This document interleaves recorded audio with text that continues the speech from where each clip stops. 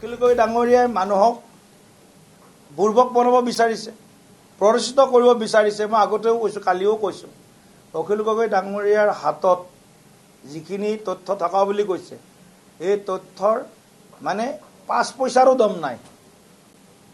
মই ক'লো নহয়, 5 পইচাৰো দম নাই। এনেকুৱা ধৰণৰ মানুহ আছে যাৰ এনেকুৱা ধৰণৰ কথাৰ কোনো গুৰুত্ব নাই। আমি 5 নয়া বুলি কওঁ নলবাৰীত, 5 নয়াৰো দম নাই, এটা দাম নাই। এই যে ইণ্ডিয়া এলায়েন্সৰ নেতাবিলাক, অখিল গগৈ ক'লে 60টা, এওঁ ক'লে 31টা, এওঁলোকে ঠিক কৰি লওক কিমানত আমি নাম কটাব বিচাৰিছোঁ। নাম কটোৱাটো ইলেকশ্যন কমিশ্যনৰ জৰিয়তে, নাম উঠোৱাটো ইলেকশ্যনৰ জৰিয়তে হয়।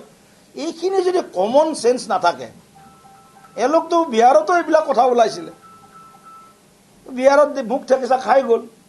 এনেকুৱা কিছুমান জেগাত এইটো নিৰ্বাচন আয়োগৰো দায়িত্ব, জনতাৰো দায়িত্ব, ৰাজনৈতিক দলৰো দায়িত্ব। ৰাজনৈতিক দলক এইটো সুবিধা নিৰ্বাচন আয়োগে দিছে।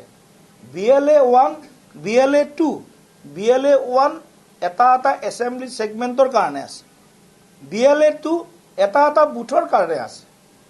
BLA 2, BLA 1 political recognise political পাৰ্টিক নিৰ্বাচন আয়োগে দিয়া এটা ডাঙৰ সুবিধা। তেওঁলোকে এই কামটো কৰিবই, আৰু আমি কিয় নকৰিম? আমি VC কৰিম, আমি মিটিং কৰিম। আমাক এখন শুদ্ধ ভোটাৰ তালিকা লাগে, পিয়ৰ ভোটাৰ লিষ্ট লাগে। গতিকে আমি দাবী কৰিছোঁ, অসমত অতি সোনকালে SIR হ'ব লাগে, স্পেচিয়েল ইণ্টেনচিভ ৰিভিউ হ'ব লাগে। অখিল গগৈ